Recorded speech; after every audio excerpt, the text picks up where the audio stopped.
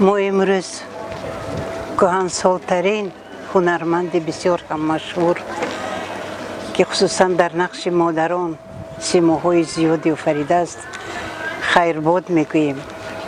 زیاده از 60 سال همراه مشرف عوایتی بودیم. اون کس مادر خواند من بودن.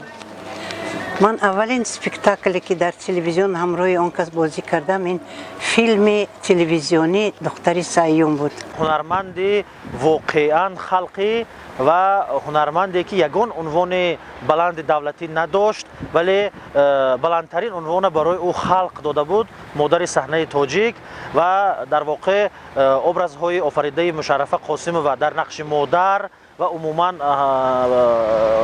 همچون مادر پروردن یک سلاله اکتیاران بزرگ صحنه تاجیک و تمام عمر در پهلوی ارتیست خلقی سر محمد جان قاسموف بودن و مشرفه قاسمova چنین آبروی و نفوذ بی‌مثل را آورده بود.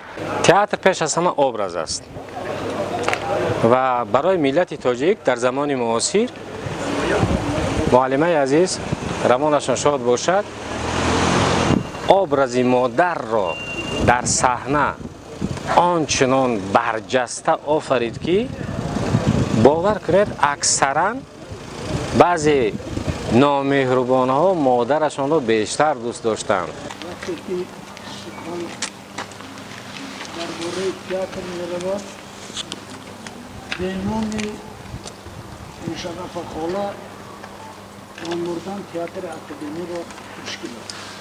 در حقیقت این کس مادری تئاتر بودن. ساختار چی را طلب میکند؟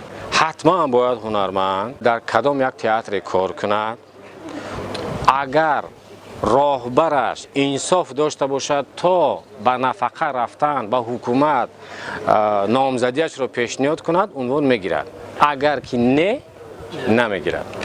اگر رهبریت وزارت فرهنگ با طریق استثناء به پرزیدنت پیشنهاد میکردند که در 90 سالگی یا 100 سالگیش همین را افتخاراً یا که مثلا به طریق استثناء مشرفش گردانیم اپای مشرف را یا مادر عزیزمان را خیلی خوب میشه، ولی برای این جرأت در کار.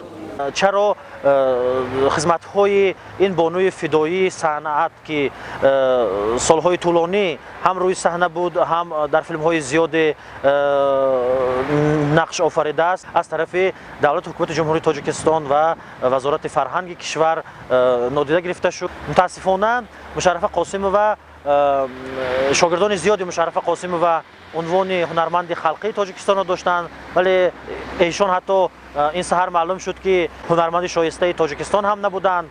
بنابراین این یک من فکر میکنم که به مسئولیتی بسیار بزرگی وزیران فرهنگ جمهوری تاجیکستان نشان میدهد. در طول این سالها چندین سال شد که مسئله در دوشنبه گذاشتن هیکل مادر بررسی می شود.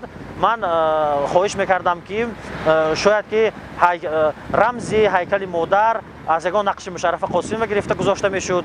الوداع مادر محترم، معلمه محترم، جایشان جنت باشد. الوداع الوداع الوداع. جایشان جنت، نورشان پرنور، ارواحشان شاد شود. روحشان شاد باشد. گیره